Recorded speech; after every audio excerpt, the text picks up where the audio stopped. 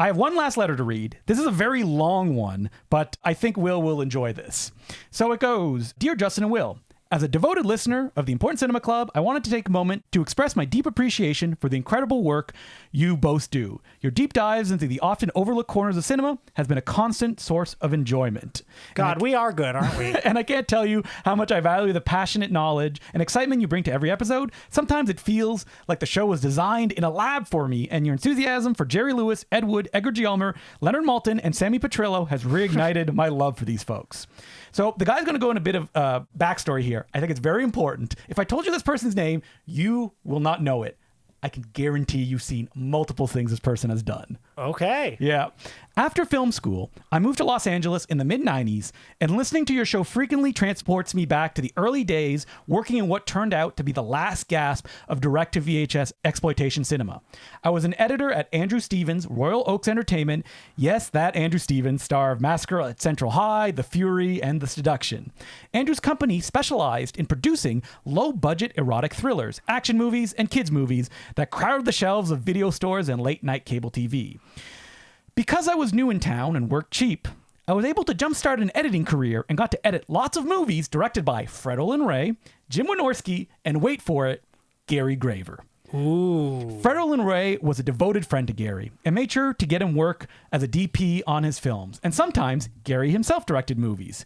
I can't say that any of these pictures ended up being classics, but it was a real pleasure getting to know Gary when editing movies like The Escort and Bikini Traffic School.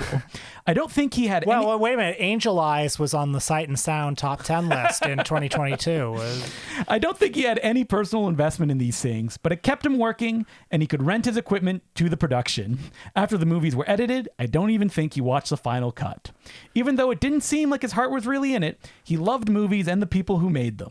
He was always upbeat and wanted to stay in the game, even though there were fewer opportunities for someone like him in the 1990s.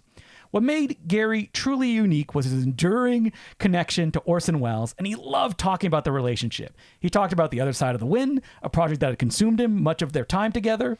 I believe Gary had the dailies stored in his garage. I think that's confirmed, right? That Gary's the one who had them. A testament to his deep commitment to seeing the film to completion. He was passionate about the idea of one day finishing the movie, but sadly, he didn't live to see that dream realize. And Justin and Will, I know he would have loved your Blu-ray tribute to him. Aw. Oh, that's very nice. Yeah.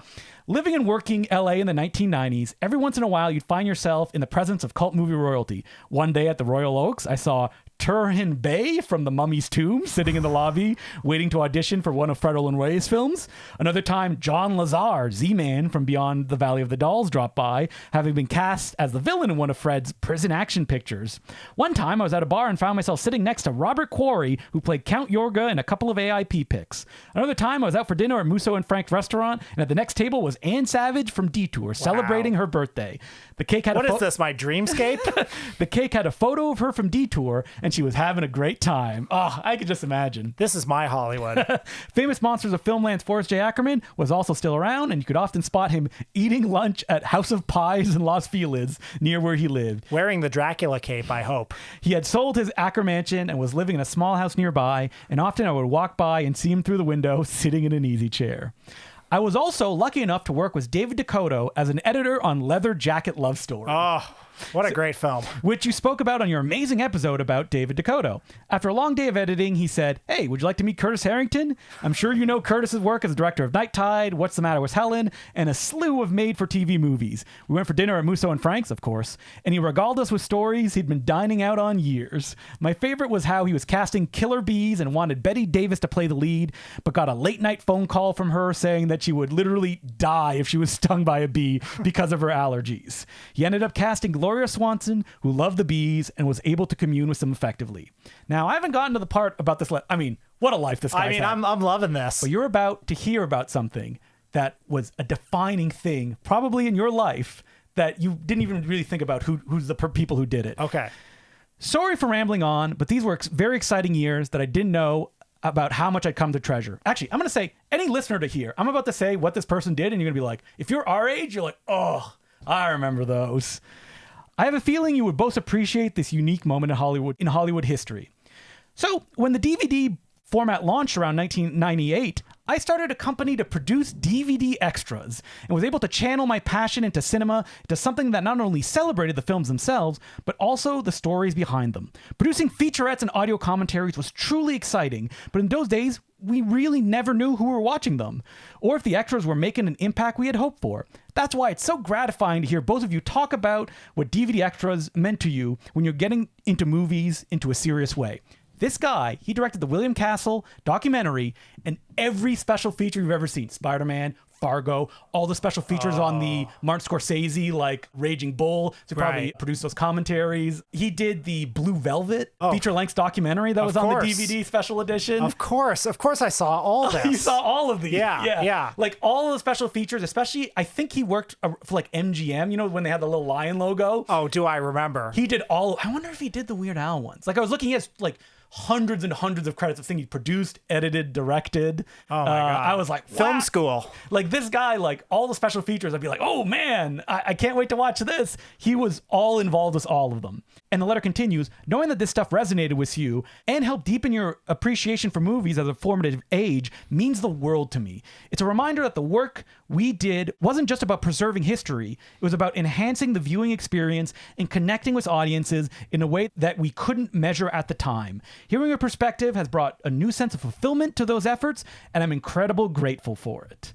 Well, I mean, Jeffrey, thank you. Thank you. Oh my God. I wonder if I would love movies as much as I did if I didn't have that like entryway into like DVD special features. So like give me a little peek behind the curtain. You know, probably not. Like hearing the audio commentaries, watching the documentaries. Yeah, like that's film school in a box. And he says, if you ever found yourself in Los Angeles, I would also be happy to show you some cult cinema landmarks like Bela Lugosi's Last Apartment, Yes. Playboy Liquor, where Ed Wood shopped for cheap vodka, Yes. the Music Box Steps, or the Ennis House, the actual house on Haunted Hill. Oh my goodness. Thank you both for keeping the flame alive. Your work is a true labor of love, and I'm grateful for every episode. Keep up with the amazing work. I'm looking forward to Shocktober. Warmest regards, Jeffrey. Yeah, Playboy Liquor, where Ed Wood drank himself to death. That's Graceland for me. Now, and he even included photos of himself hanging out with Gary Graver. Oh my goodness. Him with Gary Graver and Fred Olen Ray at a dinner. Oh my God. What a letter. I forgot. I was so wrapped up in the special features, I forgot there was a whole Gary Graver part. This is a guy.